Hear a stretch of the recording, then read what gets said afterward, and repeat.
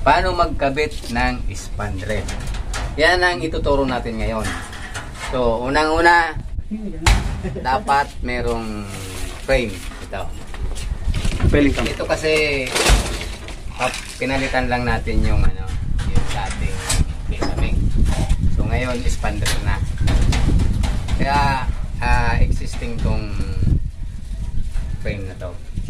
So, ang main brace niya, distansya nito nasa 0.40 na dito. Yan.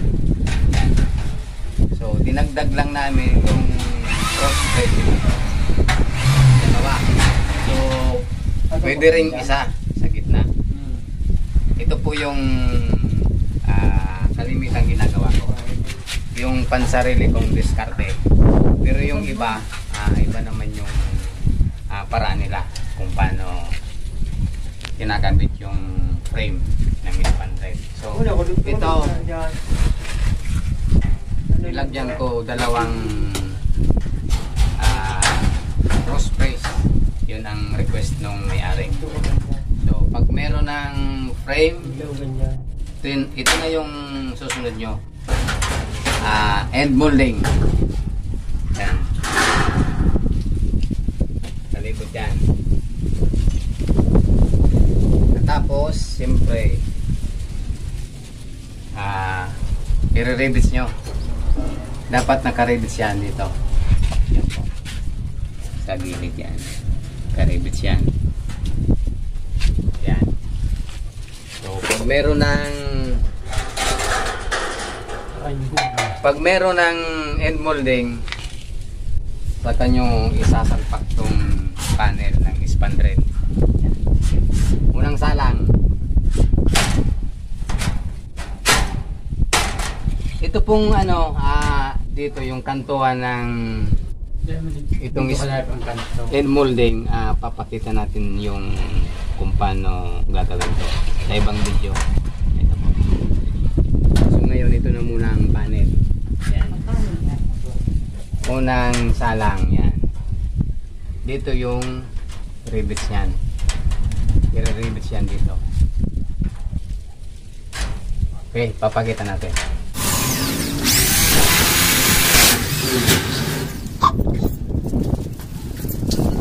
Ito na po yung unang salang natin ng spandrel. Dito yung rivets niya.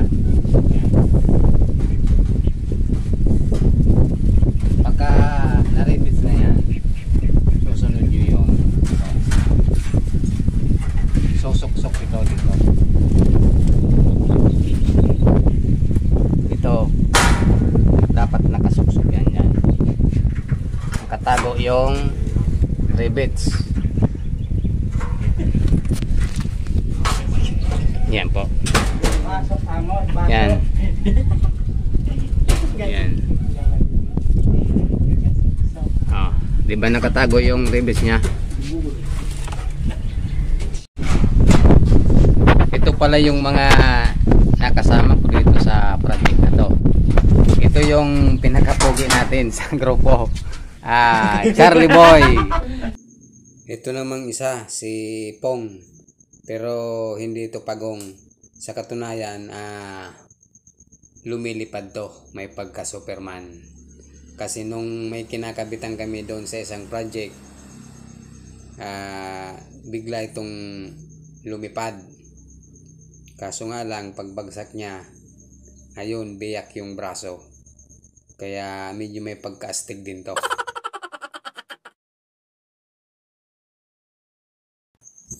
Dito tayo sa pangatlo. Ito medyo mo dito. Si Gary Boy. Gary Boy. Pakyut ka muna. Yan. Balikan natin tong trabaho natin at medyo nahalata ko lumalabo na yung camera pag nakatutok dito sa mga kasama natin. So ito po, pagka nalagay nyo na yung mga panel ng spandrel dito sa end molding, magre-rivets kayo.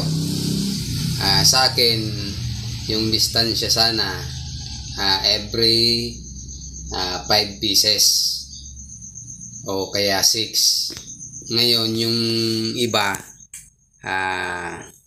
lalo na dito sa customer ko, gusto niya kada 3 piraso merong rebates.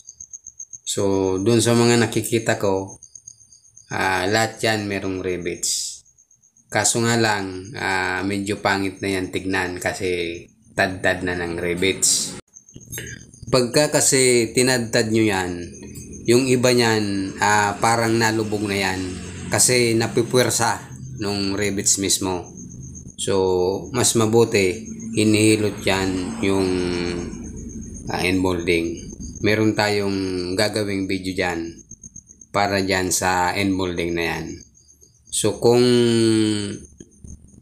malalapit, lalong pumapangit yan kung tinatadtad ng rebates. Yung iba naman, kaya nilalagyan lahat ng rebates yan kasi hinahabol nila yung tibay. Doon pa lang po sa pagkakabit ng panel yan, matibay na po yan kasi nakarebates yan sa gitna eh. Ako nga, isa lang yung nire-rebitan ko yan. Pero wala pa namang nabaklas kahit dumaan yung mga malalakas na bagyo. Kaya maniwala po kayo sa akin, hindi nyo kailangang tadtarin yan sa gilid. Papangit po ang dating yan. Pero kung ayaw nyo pong magbakasakali at ayaw nyong isugal yung tibay nung nasa isip nyo, pwede namang tadtarin yan. Kaso nga lang, papangit po talaga yung dating yan. So ito na po yung nagawa natin. Yan po yung resulta. Naglagay tayo ng, meron tayong in-order na vent slot, yung may butas para merong ventilasyon yung daanan ng hangin. Ayan po. Magsisiro na lang at tapos na to. Doon naman tayo sa ibang parte nung paglalagyan natin. Sa ngayon, yan lang po yung video natin. Pero hindi ko alam kung masusundan pa to o hanggang dito na lang tayo. Kaya antabayanan nyo lang po. Sana madagdagan pa. Kung madadagdagan pa, okay pa tayo. Pero kung hindi na, yun na. Hanggang dito na lang tayo kung sakali. Salamat.